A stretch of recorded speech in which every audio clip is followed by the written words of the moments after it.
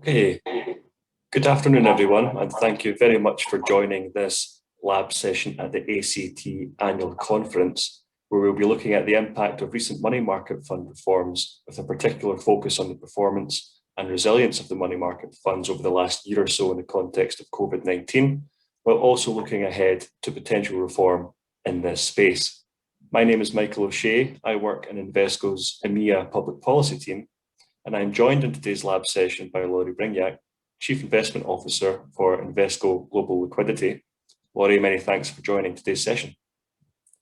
Glad to be Before here. getting into discussion, just a couple of comments on how our audience can interact with us today. Those viewing the session live can participate via the tab on the right-hand side of your screen, and we'll do our best to respond to any questions you have throughout the discussion. The session is also being recorded and can be viewed again over the next 30 days via the conference platform. And you can also connect with ACT as well as Invesco on social media. You can also follow up directly with Invesco via our virtual exhibition hall stand. So, Laurie, without any further ado, I suggest we just get straight into it. I'll move on to the next slide. Over the past year or so, the economic and societal implications of COVID-19 lockdown measures have had a significant impact on the operation of financial markets and market participants globally. The impact was no more visible than in short-term money markets, where market participants and issuers have sought to manage their liquidity during what has been an unprecedented and extremely difficult period for the global economy. So, Laurie, in your role as Chief Investment Officer, can you provide us with an insight to your experiences in the market over the last year? And in doing so, can you comment on whether you think recent money market reforms did enough to ensure that the short-term money market ecosystem is more resilient? Yeah, absolutely. I think the speed of the global shutdown and what that meant for, everybody, both personally and professionally, obviously, as you mentioned, was unprecedented. So I think the main focus was taking care of our team so our team can take care of our clients. That was paramount, getting everybody set up to work from home, making sure communication was there, not only internally, which I know a lot of people have talked about how well that actually went. I think people were a little surprised at how quickly everybody was able to transition to working from home, but also making sure we understood where our clients were, how to communicate with them, and what did they need. So, I think ultimately at the end of the day, there was just a lot of uncertainty. And we know markets absolutely hate uncertainty. And so the dash for cash was real. It was hard to say whether it was unjustified because nobody really knew how to shut down a global economy. And flight to quality is something that we see. We see normally as long-term fixed income and equity markets experience disruption. So I think not only was there uncertainty around how we were going to be shutting down a global economy, but as portfolio managers, we weren't sure if we were going to be the recipient to a wall of cash coming into the portfolios, or what actually happened in EMEA was actually outflows. So I think that sort of added to the additional uncertainty. And I think to your question about, how did money fund reforms, how did the portfolios perform? I think, listen, ultimately the industry did face challenges. There were large redemptions. There was forced selling into what basically were illiquid markets. The markets were illiquid because they were exacerbated by some of the banking reforms that were put into place after 2008, which, hindsight being 2020, they are very good reforms. The focus was making the banking sector more resilient and able to sustain volatile markets. But when you're talking about intermediated markets and the balance sheets, are definitely a lot cleaner and a lot stronger of these banks, but it also then limits their ability to come in and make two-way markets. So for us, when you're faced with having to raise a lot of liquidity and you're facing sort of this immovable balance sheets from the banks, it was just a really difficult time. But money funds and money fund reform, I think, actually performed really well. All the money market funds were able to, provide redemptions as needed and still stay within the regulatory constraints of the last round of reform. So I think The money fund sector did very well. It wasn't fun. Nobody likes going through these types of markets, but I think overall the industry did really well. But I think that in looking at what happened, over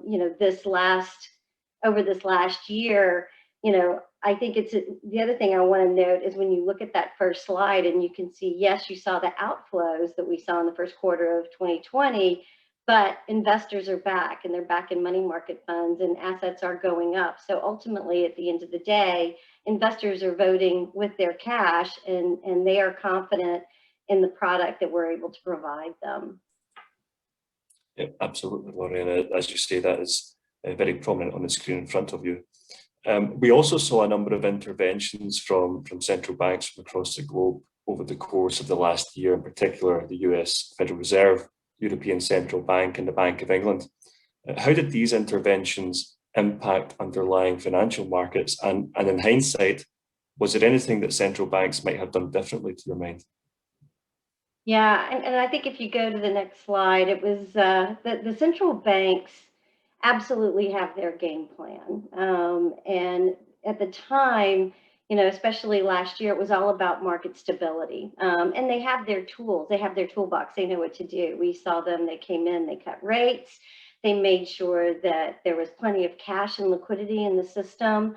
Also, the dash for cash turned into almost like a dash for dollars. So the central banks globally made sure that swap lines were in place. And I think it's also really important to note that the speed of the intervention this time around versus if you look at 2008, and using the Federal Reserve as an example, back in 2008, it took the Fed over 2 months to get to the zero bound. This time around, they did it in 11 days. So they were very responsive.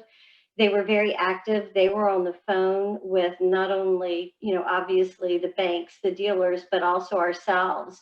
They wanted to make sure that they were able to provide as much liquidity and support as the economy was shutting down.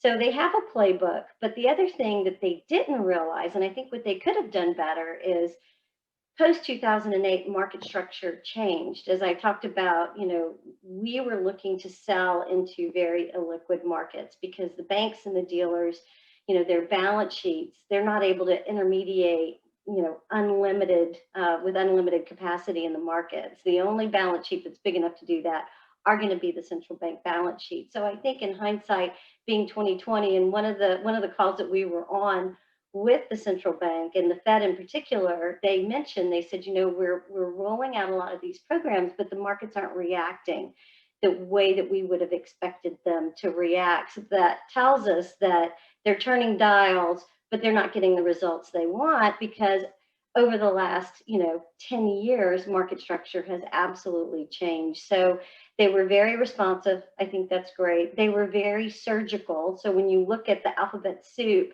of all the different programs that you see on the screen, they went to very specific markets to try to make sure that there was plenty of liquidity. But at the same time, some of the banking regulations still, limited the effectiveness of some of these programs. So I think what could they do better? They were obviously as synced up as they could be, but I think in terms of the way the central banks ask us to stress test our portfolios, they ask the bank to stress test their balance sheets. I don't know if they really stress test the impact of the regulations for all the different regulators and what that meant to a global economy. So I think that that's something that they could have done different, is really been more aware and attuned to the rules that are being put into place. What does that actually mean in different environments? Because again, this wasn't a credit crisis. It was just a liquidity crisis. So I think when they review the events of the last year and a half, they really do need to focus on market structure and liquidity. So Michael, I'm going to turn the tables on you and ask you, with your role as public policy representative, can you talk a little bit about some of the initiatives that you're starting to see from some of the global regulators? Yeah, absolutely. Thanks, Laurie. And as you say, policymakers and regulators are taking this opportunity to consider whether money market fund reforms have contributed to a more resilient short-term money market fund ecosystem. And this work is being led at a global level by the Financial Stability Board, which has set out a roadmap which we and others in the industry are following very closely, and indeed we expect the FSB to consult on potential reform options in the coming weeks with the intention of finalising recommendations for policymakers across the globe in October. However, we already have an idea as to the focus of policymakers, given some work which is ongoing at a regional level. So, for example, in the US, as you well know, the President's Working Group on Financial Markets issued a report in December last year on potential reform options to strengthen existing money market fund regulations in the US. And then closer to home, the European Securities and Markets Authority, ESMA, is also consulting on the effectiveness of potential reform options relating to its framework governing money market fund regulations. The Bank of England and the FCA in the UK are also considering this issue, and we expect to hear more from them moving forward. And in fact, I'll maybe just flick on to the next slide, Laurie, to give us a bit of a better idea as to where policymakers are focusing their attention. And so we at Invesco are considering the potential reform options currently under discussion in 4 categories, the first of which is the operation of liquidity buffers, the second of which is potential product or fund structure changes. The third category relates to bank-like reforms, and the final category relates to rules governing external or sponsor support for money market funds.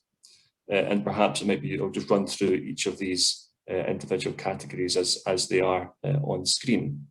And so firstly, regarding liquidity buffers, there seems to be a general consensus around the fact that current rules linking liquidity buffer to the potential application of fees and gates have led to unintended consequences, in particular, perceived first mover advantage for investors seeking to redeem during periods of market stress. And it's also understood that this has led to the liquidity buffer, or the weekly maturing assets threshold, to act merely as a bright line for investors rather than an operable liquidity buffer in and of itself that fund managers can draw down on during periods where they face heightened redemptions, such as experienced during last year's dash for cash. Looking at the second category around product changes, policymakers are considering mandating fund providers to use floating net asset value structures rather than constant net asset value structures, so as to remove any perceived regulatory bright lines for investors, such as the liquidity buffer, which we just discussed, or indeed the NAV collar, and to reduce perceived first mover advantage for investors seeking to redeem at par during periods of economic difficulty. They're also considering the potential effectiveness of introducing measures such as swing pricing to money market fund operation, or imposing a minimum balance at risk policy to money market funds. The third category we're looking at is bank-like reforms, where policymakers are considering the application of counter-cyclical capital buffers to supplement existing liquidity buffers, and which could be drawn down on during periods of market stress. And they're also looking at introduction of a so-called liquidity exchange bank, to which money market funds would be required to contribute. And it is considered that this liquidity exchange bank would provide a liquidity backstop for members during periods of market stress, such as that which we saw last year. The final category relates to sponsor support, and policymakers here are taking a rather divergent approach across the Atlantic. So, for example, in the EU, European policymakers, are considering whether or not it is necessary to make clearer rules prohibiting sponsor support. And then on the US side, policymakers are considering the introduction of a regulatory framework governing sponsor support to clarify the risks that would be borne by money market funds and their sponsors. So hopefully that provides to you an overall view of the potential or the areas in which policymakers are focusing at the moment. But at the same time, we're very happy, of course, to take questions from the audience as regards to how we think these potential policy reform options will impact the operation of money market funds and short-term money markets as well. Well, and before we get into timeline, because I know we've got plenty of time to kind of dive into some of these topics. I think one of the things too, and just kind of circling back with, my comments earlier around market structure, and money fund reform. I think it's really interesting. A couple of things. Number one, when you kind of look at these different options, they are very similar with what we're starting to see kind of across the board. But I think that the overarching theme, and what we hope that the regulators focus on, is really removing that tie between portfolio liquidity and fees and gates. When you think about, one of the best things that happened with money fund reform globally, whether it was in the US or in EMEA, regulators wanted to make sure that what clients were buying was very transparent, was very consistent. I will tell you, in 2008, one of the struggles that we had was that there were inconsistent policies between different managers. So what an investor would expect from provider A may not be the same thing that they see in terms of transparency for provider B. So one of the things that I think that was really critical is making sure that, we are very consistent as an industry, so that our investors know that if they're in an Invesco money market fund or somebody else's product, they're going to get the same amount of information at the same time. And that transparency is really critical. And also putting more parameters around how we manage liquidity, the duration of our portfolios, the credit quality in our portfolios, so there is more consistency. But what I don't think that the regulators really recognize is this increased transparency, which I'm a huge fan of, because again, ultimately, it's our client's portfolio, not our portfolio. They need to understand and know and be able to see what they own. I think that the fear around what happens, when our liquidity drops to a certain level, will there not be access to their cash? I think is really kind of a dangerous line and an unintended consequence that we saw, really across the board. So I think our hope, and I know in terms of the industry, and we've been very vocal with the regulators, is the liquidity buckets are supposed to be there for use, not as, a 30% or 40 or 50% of your portfolio that you're not allowed to touch in different markets.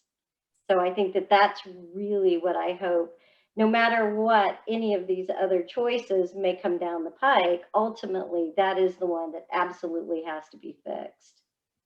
Absolutely, and in some respects, Laurie, as well, because as you can see in front of you in that liquidity buffer category, policymakers are considering increasing portfolio liquidity requirements, or indeed applying countercyclical capital buffers, as we see under the Banklike reforms. And in many ways, as you say, delinking or decoupling the regulatory link between liquidity buffers and the potential application of fees and gates should serve to make that liquidity buffer operable, and in some ways makes obsolete some of the policy options which are also being considered at the moment. Is it worth also reflecting on some of the other practical implications of potential policy reform options, such as on the product side, perhaps? Yeah, the other thing too is I don't think that the floating NAV is really going to stop a run. Ultimately, if you think about what we saw back in March, as I said, it's not a liquidity crisis. If there's a credit, a credit crisis. If there's a credit issue in the portfolio, that's a completely different situation. But when we're just talking about liquidity in the products and in the markets, a floating NAV does not stop a run. I mean, we saw runs in ultra short products. They saw the runs in the floating NAV money market funds. So, I don't think that that is something that is going to have the intended outcome that the regulators would like to see. I think that part of the problem too is, again, it's a little bit of a double-edged sword. So with increased transparency in money market funds, the regulators also have a lot more information about what we hold and how we're managing our products. So the fact that we are more transparent right now, well, going forward, I don't see that really changing.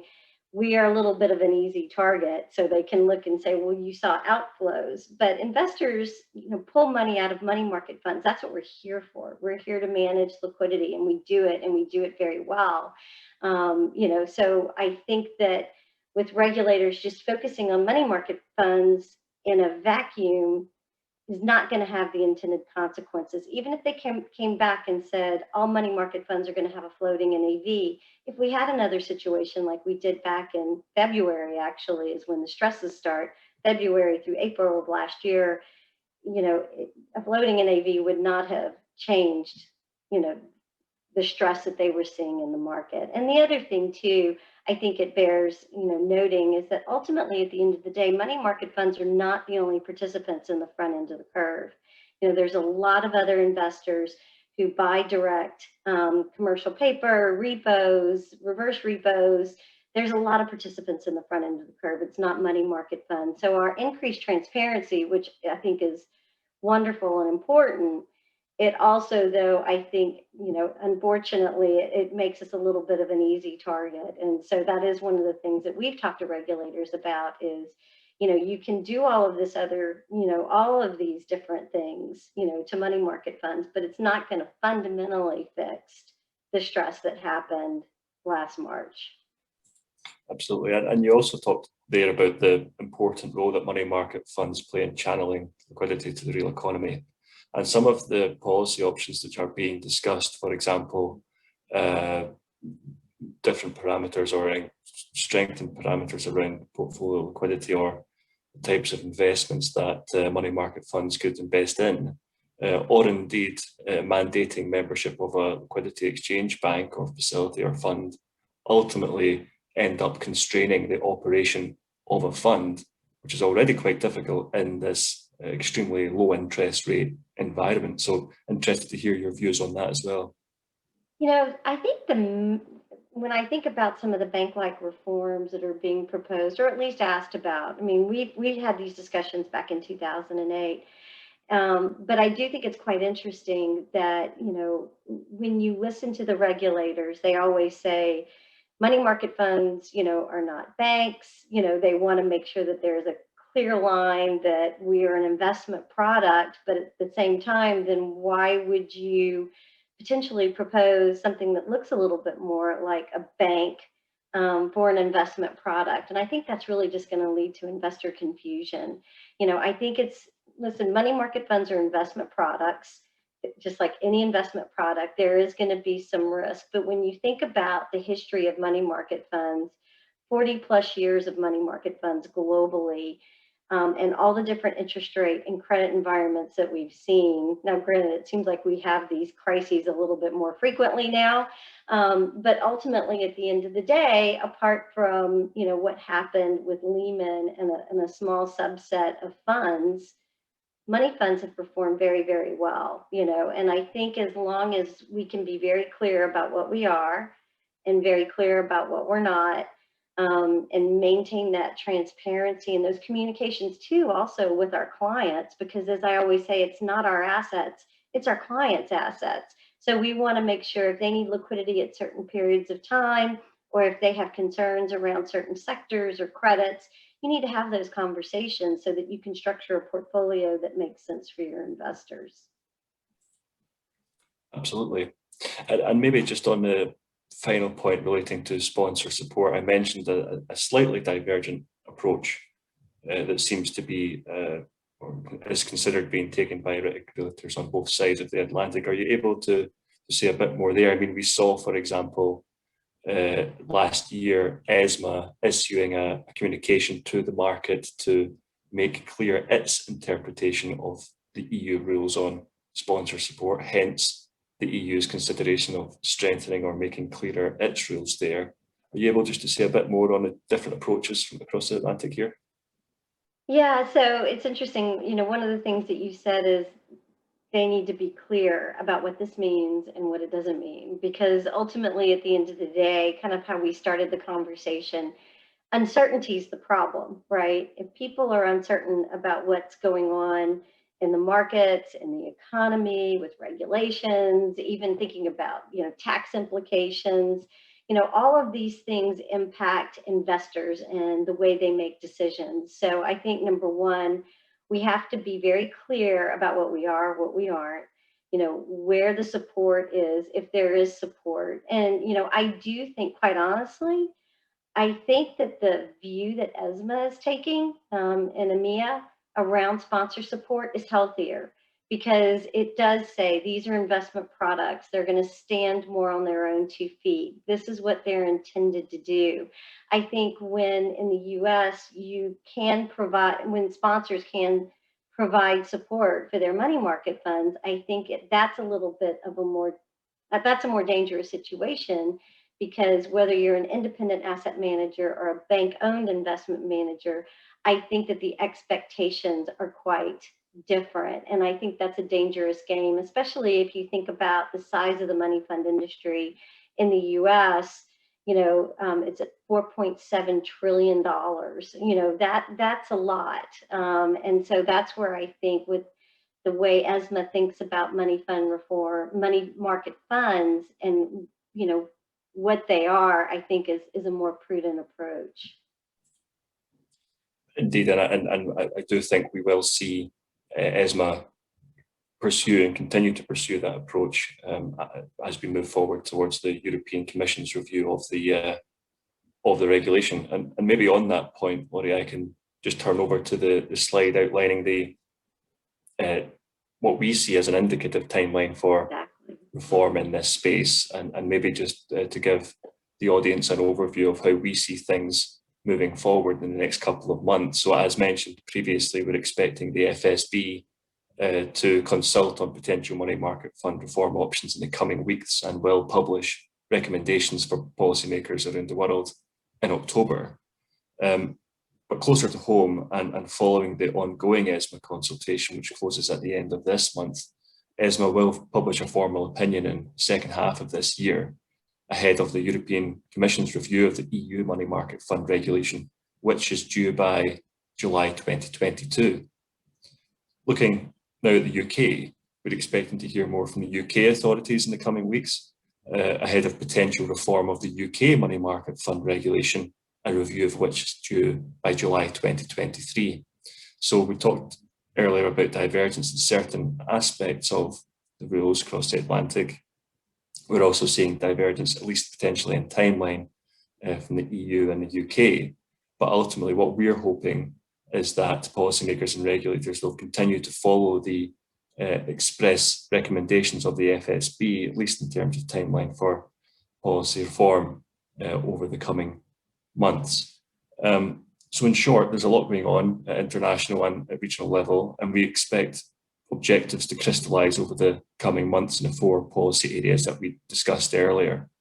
Invesco and the industry at large is already heavily engaged with policymakers and regulators on all of the issues discussed during today's session, and we look forward to continuing this discussion moving forward. And one of the most important things for us is to ensure that policymakers undertake a holistic approach to reviewing how short-term money markets operate, rather than seeing another round of specific money market fund reform as an answer to all of the issues that were faced during last year's dash for cash, as you explained earlier on, Laurie. And just perhaps, unless you have any comments on the timeline. Yeah, no, I think, listen, ultimately, I agree with you, Michael. It really is going to be around how can we consistently, the global regulators have a challenge here. They have to not only regulate the local markets, because there's going to be difference in all the different local markets, and we see that. But as you start to think about, the world's becoming a much smaller place, and we're much more interconnected. I mean, you see that with Yellen, and the push for global, tax. You've got these companies that are global in nature. And the more consistent we can be, but at the same time, still honoring the differences in the different markets and the different local markets, I think the better the outcome is going to be for the overall industry, and I think for the markets as well. Absolutely, totally agree. And just looking at the time, Laurie, I think we have 10 minutes left. I wonder whether our friends at ACT might be able to let us know whether there have been any questions from the audience at this stage. Yes, we have a couple. Could you please expand on what you mean by a minimum balance at risk policy? So perhaps, well, I'm happy to kind of outline what has been at least expressed by ESMA in the context of its ongoing consultation.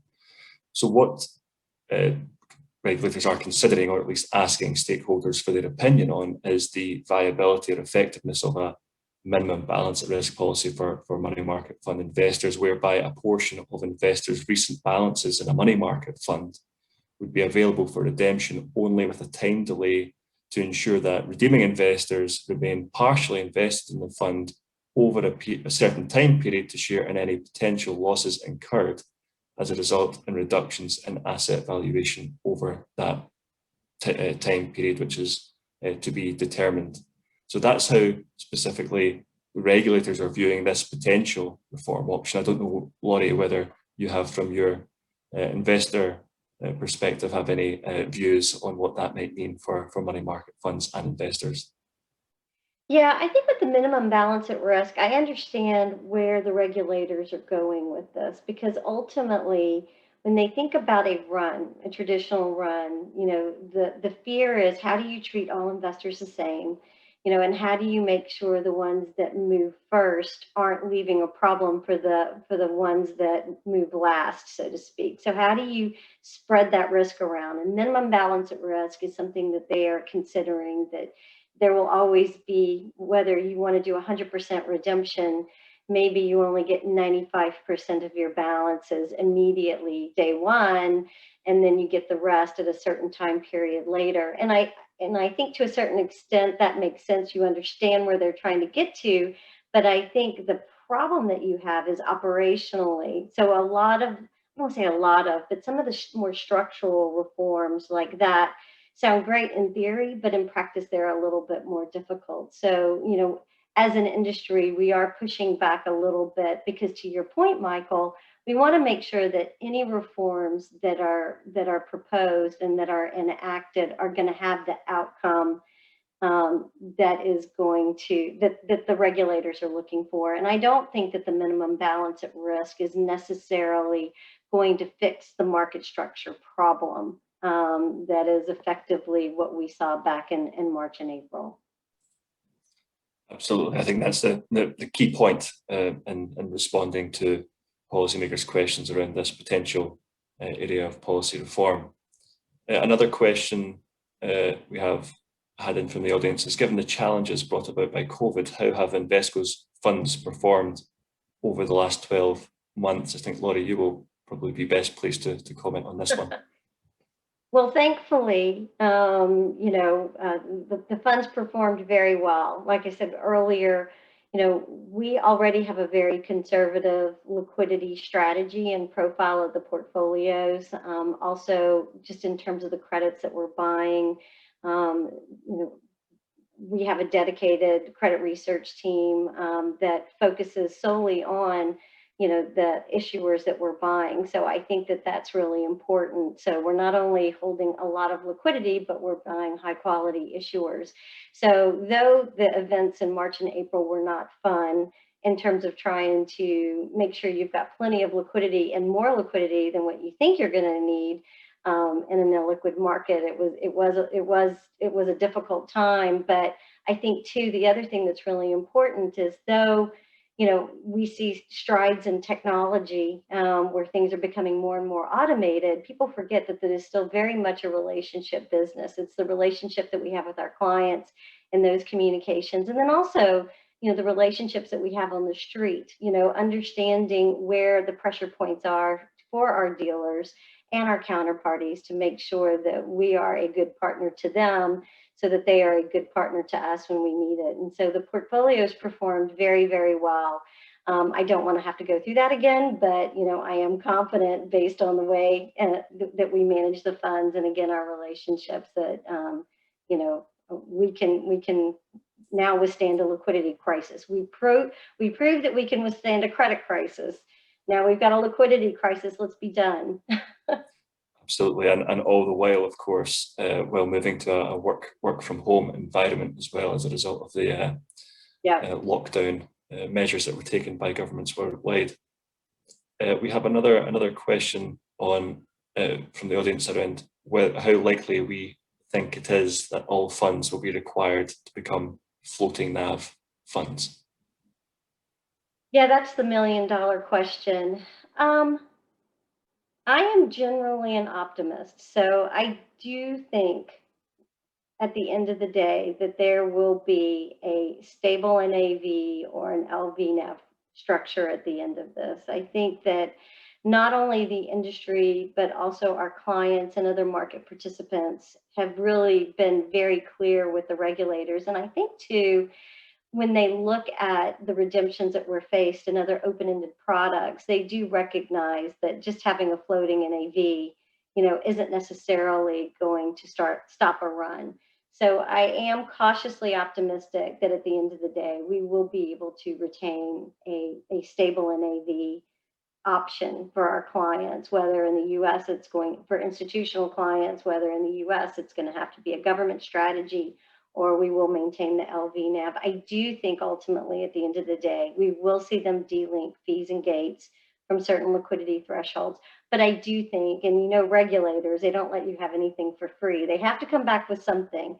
So I think that we are going to have to hold even more liquidity in the portfolios, which, might have a negative impact on the yields, over time, but ultimately, more liquidity generally isn't a bad thing. Thanks, Laurie. And then maybe just one final question with an eye on time. Do you think there will be synchronization between the US and EMEA regulators so fund structures are more aligned?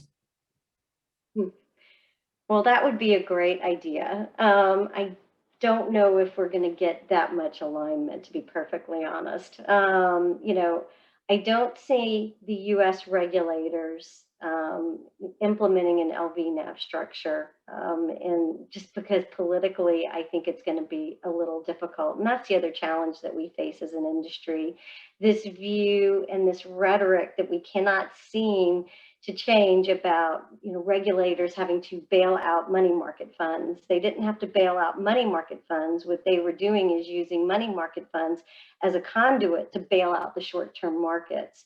And I think that that's a really important distinction here. So I think that when you kind of look at the reforms that will be coming down the pike, I think to a certain extent where they can be consistent around things like minimum balance at risk, if we're going to go down that would be something that I would expect to see maybe a little bit more coordination on, potentially for sponsor support, a little bit more coordination on. But ultimately, they're not going to be completely synced up because of just the political situation in all the different jurisdictions.